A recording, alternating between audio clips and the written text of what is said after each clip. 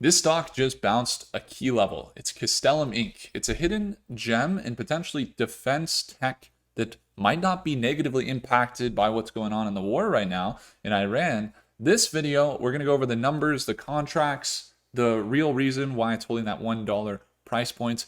While analysts say it's a strong buy, insiders have been quietly cashing out. So should you load up on it or potentially stay away? That's up for you to decide, but let's jump in and see what's going on. So when it comes to Castellum Inc., the three things we go over are the markets. We're going to go over the analysis, which is the financials, the news, and the charts. And then we'll go over the margins for profit, what we potentially could see, as well as the risk.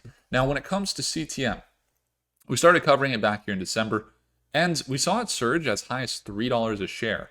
It looks pretty crazy to see that high surge. Just keep in mind, this is a under 100 or just around $100 million market cap. So there's a lot of growth potential. There's also a lot of risk. So I would urge caution for you if you're just getting started and you're analyzing stocks or looking for opportunities in the market. So CTM is a niche defense company that's most likely their main focus is going to be the machine learning analytics, AI, processing large amounts of data. They're doing some software engineering as well.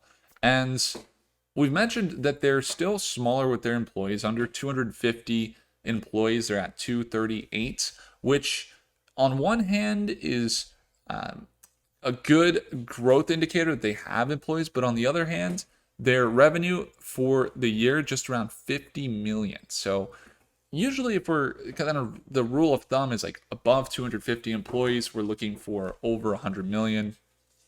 Not always is that the case, but usually that's kind of an indicator.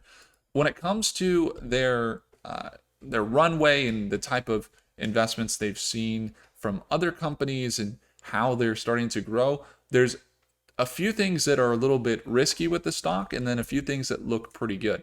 The things that look risky are a little bit of insider selling. We've seen some insider selling take place where people in the company have been selling stock. Not always is that bad, but sometimes you have to ask yourself, like, if employees, sometimes they just want to cash out some stock because it's at a good price, and they just want to take advantage of the fact that they have stocks and get some cash. On the other hand, there's times where they're saying, ooh, it's at a high, or company is probably going to go down in its stock price. I'm going to sell my shares because I don't want to lose value of my stock. And based on what we see coming in the future, it might sell down. So employees sell for that reason as well. So it's not like a red flag, but it's something to at least watch, because if you saw like the CEO selling huge amounts of shares, you'd want to watch out. But outside of that, when it comes to their growth, they've seen some deeper penetration on their contracts. They got $100 million contract here that's around cybersecurity. They have the revenue growth showing signs of getting into that $45 to $50 million revenue growth. And that's important because when we look at CTM here, you could tell that their strength of revenue increases has been pretty clear. You got this gradual increase of revenue, and net income still holding below and actually even going down. They recently paid down some of their net income, which just means like they have less debt. They're paying down the debt, but they're still making good money. Not necessarily like a lot more than they usually make, but they are increasing their revenues slightly. And if you look at their cash and short-term investments, it's 555% over the last year in their year-over-year change. So total liabilities up just a tad, but total assets are up much more, around 25%. And that just means they got some financial boosts coming in as well. Outside of the contracts, they also have the public shares they offer. They got a couple promissory notes. You got $2 million on notes payable. So they're financing and they're raising money.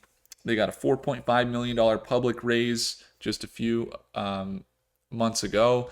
And they are mostly, from a financial health perspective, they are looking good. They're still a little unprofitable. So you got to look at that from from just a perspective of does it show signs that they're going to get positive? Yeah, it does. They're paying down debt. They're starting to build out their cash, as we saw increases there. So you got to keep that in mind. So contracts look pretty good. This is where it starts to get interesting. So they're in the market, and then the Iran war comes. The market sells off. SPY sells off 100 or 1% there, and the market's selling down. And then people are saying, well, with the war and the sell down here, they're not a good time to buy, right? Well, it's interesting because they specialize in the science or the cybersecurity of even warfare. So they're actually mainly serving the U.S. government. So I don't know that they're actually going to see as much of a negative impact as a result of that news. It's kind of like the what is it, like the Northrop Grumman when the U.S. says they're sending like stealth bombers and the stock goes up. Like that. It's kind of like that. It's like we're going to look for more cybersecurity or defense company contracts maybe, and that will increase some of their Department of Defense contracts they have possibly. So from their profitability standpoint, they're still holding. They got some dilution recently, and they also had some insider selling. So that's kind of what maybe drove the price down. But when you look at the NASDAQ too, this is where it's kind of interesting. Like you could look at NASDAQ here, and we could pull up like CTM, and we could jump into the recent holders. And what we saw was Vanguard, I believe, was the main holder. Is that right?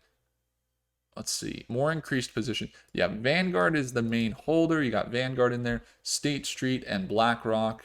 There's Bank of America as well right here. So we're starting to see more institutional interest in the company.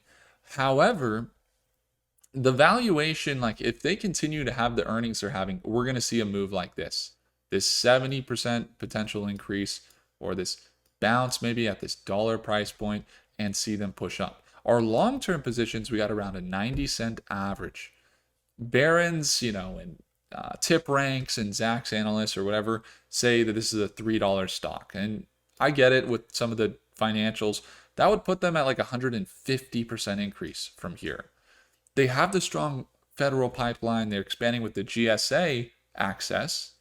But the challenges they have, I think, is a little bit of, while they increase their revenue and they lower their debt, there's still that negative cash flow and some of the sustained losses.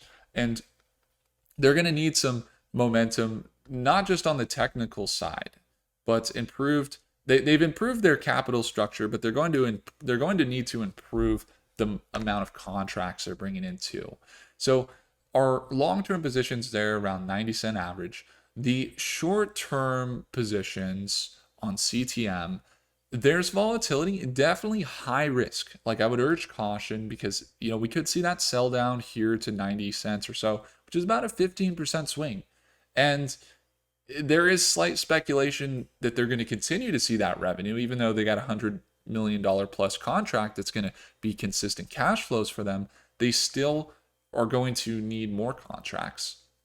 And the setup for the shorter term trade, which we had one a while back, it went really well. It got up to the take profit. We ended up not setting a stop loss, and then we had to manage some risk there, and it was not so hot. But we'll look for this move here, this kind of increase of getting back in these levels, not the $3 range, but continuing this trend would be epic. It's about a 50% potential increase. So our small core position that we might open up could be here if it holds that dollar range, but limit the downside with a stop loss probably around that $1 limit on the downside. So if we have Q2, Q3 revenue growth, especially with more federal wins, and we see the insider selling maybe stop up a little bit, then we can definitely see, we got to monitor some things. But from a perspective of upcoming earnings, I think we could see some good contract announcements that we recently saw hit those earnings and potentially be some stimulus for the stock. We're going to also watch, because the warrants expiration was May 2025, and we're going to watch for any further dilution as well. And we also are going to be focused not just on CTM, but on AI stocks and quantum stocks, because those have been moving a lot recently, as well as the space companies. And when it comes to investing in those companies, if you ever want to join us in the live session, there is a daily live trading that I do each morning, and we go live at 6:30 a.m. market open every day at market open between Monday and Friday, so all those days. And Stockmate there we have here. If you ever want to see what it's like to learn the fundamental analysis, the technical analysis, everything we went through, financial analysis, and then also surround yourself with like-minded investors and traders, as well as get some books. Hey, it's there for you. Got a special discount for you. And there's Stockmates and their private group, the A to Z Blueprint, as well as our daily live trading. And then also we come out with our weekly watch list each day or each week. So you get that as well. So I'd encourage you guys to simply take a look at that second link in the description if you want to join us in our live session tomorrow morning. Thank you so much for watching. If I earned your thumbs up, hit the like button. Do consider subscribing.